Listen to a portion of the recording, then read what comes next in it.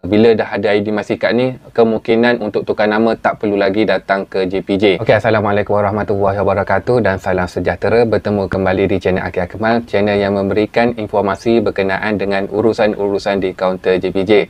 Okey, kebanyakannya video-video saya ni nak permudahkanlah urusan customer supaya dokumen apa yang perlu, borang apa yang perlu diisi supaya dipermudahkan urusan di kaunter JPJ. Bila dah sampai JPJ, urusan selesai. Tak perlu berulang alik. Okey, yang pertama sekali saya nak ucapkan terima kasih kepada yang baru subscribe. Yang belum subscribe, sudi-sudilah untuk tekan butang subscribe. Okey, untuk dapatkan info-info yang terkini. Okey, untuk video kali ni saya nak kongsi pengalaman kisah benar yang berlaku di kaunter sebab apa perlunya ID MySikat. Okey, sebabnya bila dah ada ID MySikat ni, kemungkinan untuk tukar nama tak perlu lagi datang ke JPJ.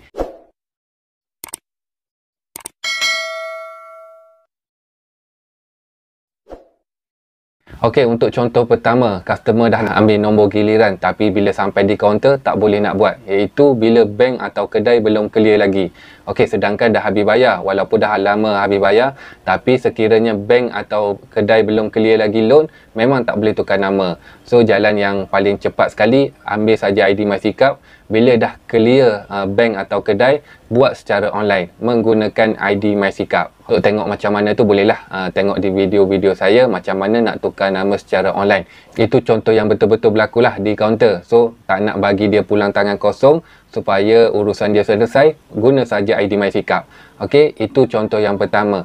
Okey, contoh yang kedua kebiasaannya berlaku bila owner baru atau pembeli lambat tampering. Okey, contoh owner lama dah tampering, so dia ada masa tempoh 7 hari. Lebih 7 hari automatik sistem terbatal. Owner lama kena tampering sekali lagi. So inilah gunanya ID MySikat. Bila owner baru lambat tampering, so owner lama bolehlah guna ID MySikat buat secara online. Dia tak perlu lagi ke kaunter JPJ untuk buat tampering. Okey, bila dah ada ID MySikat, owner lama boleh buat secara online dan owner baru boleh buat on the spot di kaunter JPJ. So selesai urusan.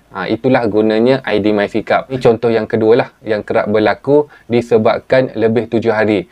Okey, untuk makluman 7 hari termasuk satu Ahad dan cuti umum. Okey, itu maklumat yang penting lah. Dia termasuk sekali satu Ahad. Okey, itu contoh yang kedua. Contoh yang ketiga kebiasaannya berlaku juga bila masa pembeli dah sampai di kaunter, tiba-tiba rekod Puspakom tak wujud. Sedangkan dia nak buat tukar nama kereta, wajib masuk Puspakom dulu. Masuk Puspakom pun tak tahu lagi, mungkin 2-3 hari. So, bila dah dapat ID MySikat tu, kereta masuk Puspakom, dia boleh buat secara online. Okey, contoh yang seterusnya yang berlaku di kaunter, penjual belum tampering lagi. Sedangkan pembeli dah sampai kaunter, tapi nak buat urusan tukar nama memang tak boleh nak buat sebabnya penjual belum tampering lagi. Untuk makluman, kalau nak tukar nama, mesti penjual dahulu buat tampering dan pembeli buat yang kedua untuk proses pembayaran. Okey, itu pun pernah berlaku. So, jalan dia minta je ID MySikat di kaunter khidmat pelanggan dan boleh buat secara online di rumah atau di mana-mana. Itu contoh seterusnya. Contoh yang keempat berlaku biasanya bila customer datang lambat. Contoh pukul 4.30 kaunter tutup tapi pukul 4 suku baru datang. Kebiasaannya nombor giliran memang dah habislah tahun ni. Sebabnya sekarang semua guna sistem JPJ EQ. Bila nombor dah habis, memang tak dapat. Melainkan ada budi bicara lah.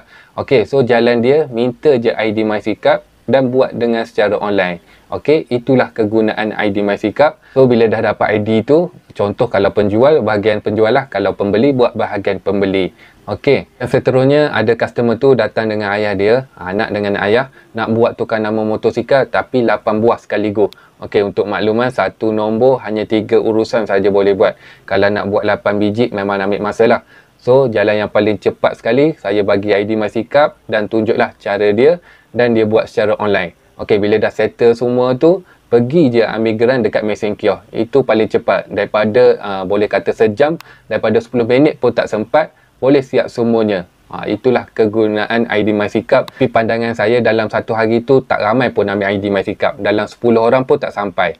Tetapi kegunaannya memang banyak lah. Tak perlu datang ke JPJ banyak kali. Okey.